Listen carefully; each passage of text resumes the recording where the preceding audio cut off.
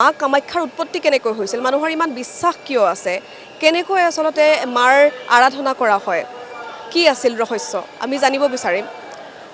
बाबा सियाराम जी, हाँ सबको पता है बहुतों को कि कैसे माँ कामाख्या की उत्पत्ति हुई थी, क्या है माँ कामाख्या शक्ति का स्वरूप, लेकिन इसके बिहाइंड का जो स्टोरी है इसके बारे में आप क्या बोलना चाहेंगे हमारे दर्शकों के लिए।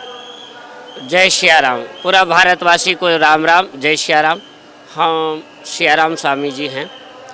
15 साल से माँ कामाख्या के शरण में आते जाते रहते हैं और अम्बाबाची में तो मुख्य हिसाब से रहते ही हैं। माँ कामाख्या का इतिहास है कि रामावतार में माँ ने एक बार भगवान श्री रामचंद्र जी के वनवास काल में उन्होंने माता सीता जी का रूप लेकर परीक्षा लेने के लिए गई। तो भगवान श्री रामचंद्र जी ने उन्होंने पहचान लिया था कि माता गौरा है, आप सीता जी नहीं हैं। मैं शॉर्टकट में बता रहा हूँ आपको। माता गौरी। हाँ, तो भगवान शिव जी ने कहा कि धर ध्यान शंभु समझाना, ये मरम गौरा ने भी नहीं जाना। तो ध्यान करके देखे कि इन्होंने सीता का रूप धारणा कर लिया। तो भगवान शिव जी ने उनको सामने आसन दिया। तो माता जी थोड़ा मन में ईर्षा भाव रख के मैके चली गई राजा दक्ष के पास। पिता के पास जाने के बाद में वहाँ पर भगवान शिव और माता पार्वती का मान सम्मान रहा नहीं। तो उन्होंने क्रोध भाव में आकर अग्नि में प्रवेश कर गई। प्रवेश का मतलब होता है कि या तो कूद जाना या तो जल के मृत्यु काल में हो जाना, पति के वियोग में। तो भगवान शिव को पता चला तो इन्होंने वीरभद्र भैरव को भेजा, यज्ञ को विध्वंस किया और भद्र काली को भी भेजा। तो उन्होंने दोनों मिलकर वीरभद्र भैरव और भद्र काली मिलकर राजा दक्ष को मृत्यु दंड दिए। फिर मृत्युक शरीर लेकर माता पार्वती को नीलांचल पर्वत के तरफ आए और पत्नी के वियोग में हमेशा रहते रहे। सभी देवी देवताओं मिलकर ब्रह्मा विष्णु चराचर समस्त देवताओं मिलकर सलाहगिरी करके माता के अंग को भंग किया गया सुदर्शन चक्र से। भगवान विष्णु ने किए तो जितने भी टुकड़े हुए उनके जहाँ जहाँ भी गिरे वो कन्या के रूप में प्रकट हुई।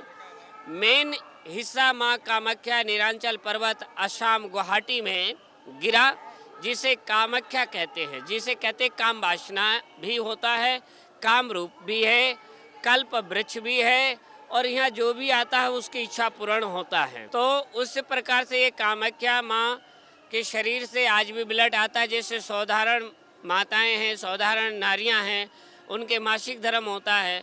तो माँ पार्वती का हर वर्ष में एक बार मासिक धर्म होता है।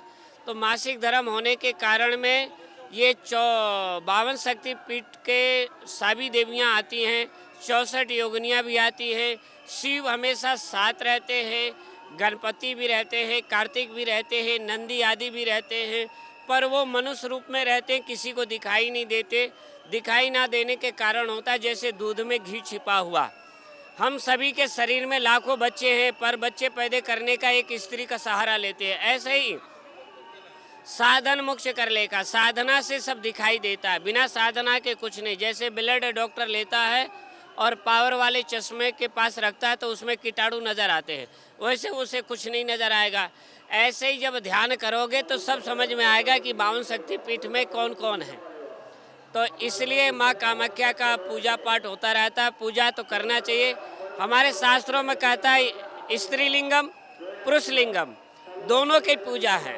जैसे गौ माँ के गौमूत्र पूजा होती है, गौ इंद्रियाँ पूजा होती है, गौ के दर्शन की पूजा होती है, साधक का लिंग भी पूजा होती है और साधिका का योनि भी पूजा होती है। ऐसा हमारे पास कई शास्त्रों में प्रमाणित है। बिना लिंग योनि के कोई जन्मा नहीं है।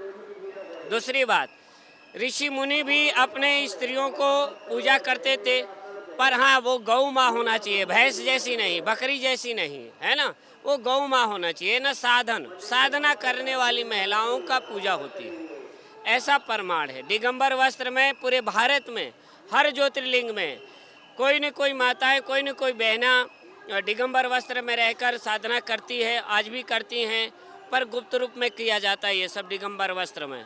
जैसे जैन मुनियों में आज भी दिगंबर है, आपने देखा होगा, और उनके लिंग की पूजा होती है। हमारे अखाड़े द्वारे में सन्यासी भी नंगे रहते हैं, दिगंबर वस्त्र में रहते हैं, पर पूजा हो ना हो उनकी ये कोई वो नहीं है। पर बहुत लोग पूजा करते हैं, कराते हैं, ऐसा भी प्रमाण देखा और उससे फल भी प्राप्त होता है, क्योंकि हम सभी का लिंग से ही और योनि से ही जन्म है। और जन्मते जाए शूद्रते, गीता में स्वयं स्पष्ट भगवान ने कहा है कि हम सभी शूद्र हैं, ना इसमें कोई ब्राह्मण है ना कोई क्षत्रिय है। और जाति पात कभी नहीं रखना चाहिए। जो संत ब्राह्मण या कोई भी विद्वान अगर जाति पाति रखता है तो ना वो संत है ना वो ब्राह्मण है, वो एक तरफ से कालनेमी के समान है। जय श्री राम।